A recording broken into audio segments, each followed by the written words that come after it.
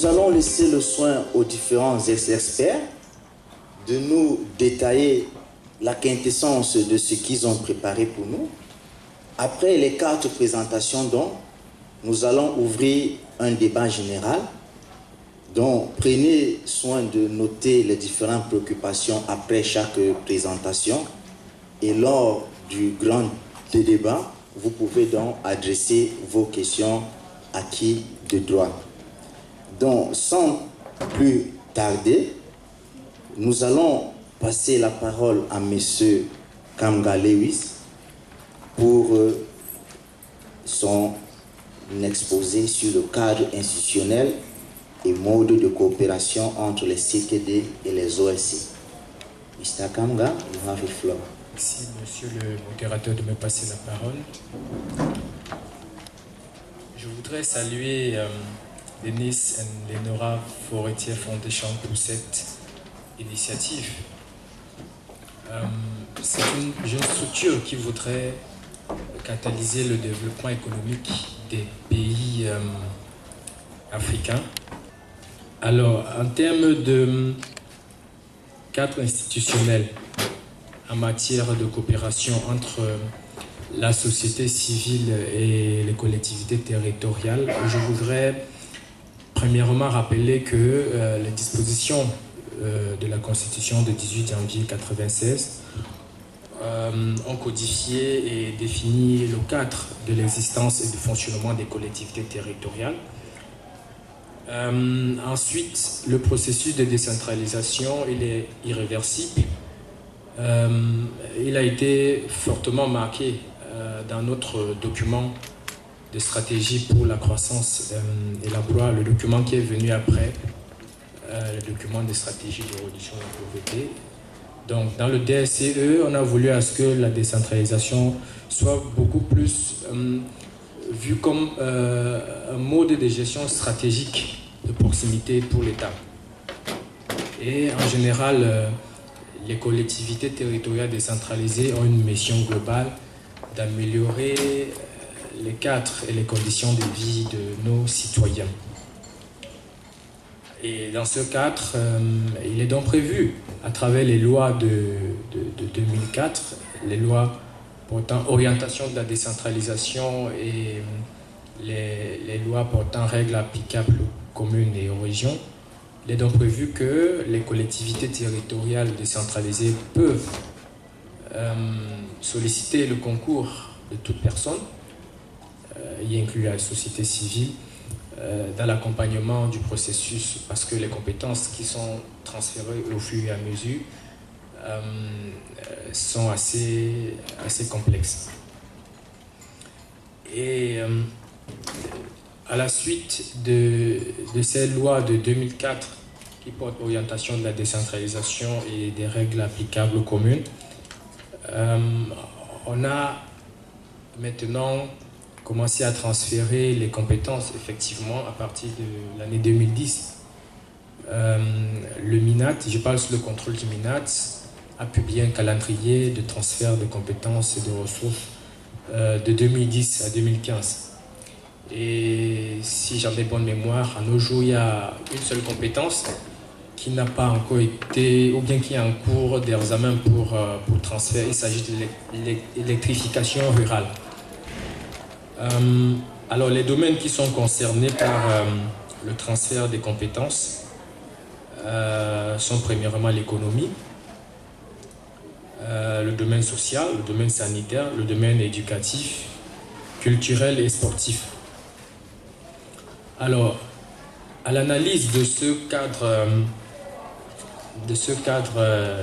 juridique qui plante le décor du processus de la décentralisation, on a eu quelques réformes qui mettent en place une possibilité, une ouverture, une piste de collaboration entre les organisations de la société civile et les collectivités territoriales décentralisées. Alors, je vais vous présenter quelques-unes des réformes qui ont lieu et les références.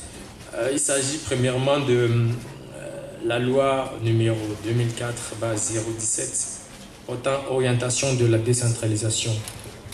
En ses articles 5, 13 et 18, Et l'objectif pour ce point-là, comme je disais tantôt, c'était d'ouvrir les champs de collaboration entre la société civile qui devient comme un partenaire incontournable pour les collectivités territoriales décentralisées dans l'exercice de leur mission. Donner aussi le droit à l'information aux citoyens et puis proposer, n'est-ce pas, quelques sujets sur lesquels, quelques leviers, je voudrais dire, sur lesquels les organisations de la société civile peuvent dorénavant s'appuyer pour l'accompagnement de la commune. Alors, une autre réforme importante, c'est la loi 2004/018 fixant règles applicables aux communes en ses articles 3, 37 et 42. Et là-bas, beaucoup plus, on descend à un autre échelon opérationnel dans l'objectif pour la société civile d'appuyer les communes en matière de prise de décision. C'est-à-dire que dorénavant, la société civile, les organisations de la société civile, en tant que partenaires incontournables, peuvent assister aux échanges, peuvent assister au débat des conseils municipaux des mairies, au débat budgétaire.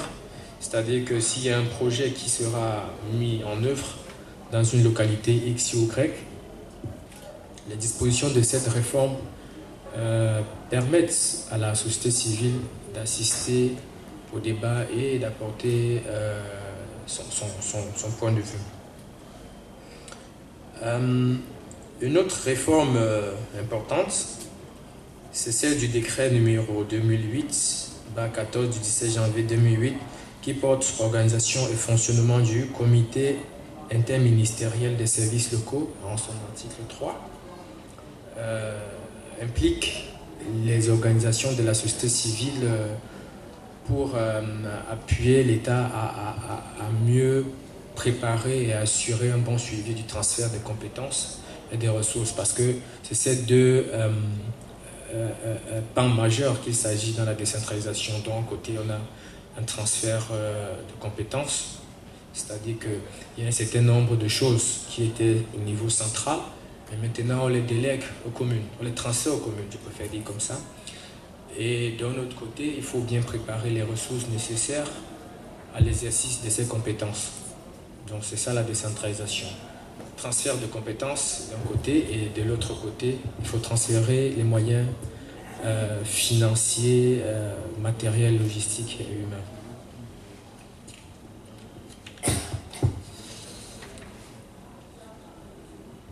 Alors en matière dans la poursuite des réformes, la loi numéro 2010/011 du 10 juillet 2009 portant un régime financier à son article 95 alinéa 3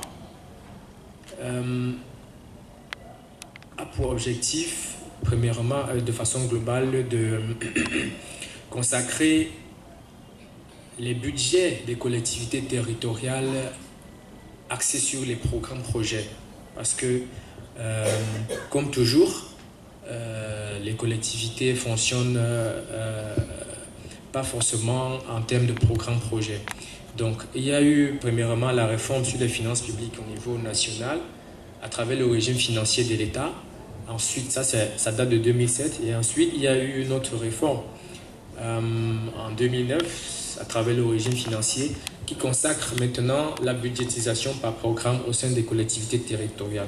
Et justement, aux dispositions de l'article 95, on voudrait instituer un suivi, un regard citoyen dans les politiques, dans les budgets des collectivités territoriales. Donc voilà autant de possibilités de coopération qui peuvent, en d'autres termes, responsabiliser les organisations de la société civile pour appuyer le développement urbain. Et c'est aussi valable en milieu urbain qu'en milieu rural. Donc la problématique est presque la même. En matière de réforme également, je m'en vais vous parler du décret numéro 2012/0709 du Premier ministre datant du 20 mars 2012 qui fixe les règles générales des contrats plans. Alors un contrat plan, c'est quoi? C'est, comme on le dit, un contrat qui lie la collectivité territoriale décentralisée ou la commune avec l'État autour d'un projet. Donc on va demander aux collectivités, on va les présenter une checklist de critères à remplir. Alors si ces collectivités remplissent les critères, elles pourront maintenant monter un projet et puis l'État viendra en appui en matière de financement. Et il n'est pas exclu que la collectivité se lance ailleurs pour le fundraising, pour mobiliser d'autres financements pour le projet. Alors, dans ce contrat plan place la société civile à un endroit aussi stratégique au niveau du comité de suivi pour assurer le pilotage et l'exécution du contrat plan. Et ça, c'est vraiment très fort. Et un dernier décret, il n'est pas le moins important, il date de 2013, du Premier ministre qui porte le fonctionnement des comités de suivi de l'exécution physico-financière de l'investissement public. Alors le Premier ministre, à travers ce décret, voudrait que la société civile soit un acteur central, un acteur majeur en termes de suivi, en termes de transparence, de suivi de la qualité de la dépense publique, parce que dorénavant, à travers cette circulaire, à tous les échelons, que ce soit au niveau national ou au niveau départemental et même au niveau local, la société civile est bien présente pour donner son point de vue, pour détecter les malfaçons, pour détecter les fraudes, pour détecter les corruptions qui entravent la mise en œuvre des projets.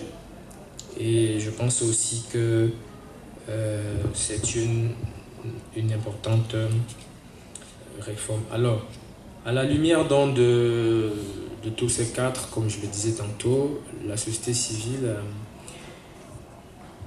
devient un acteur incontournable.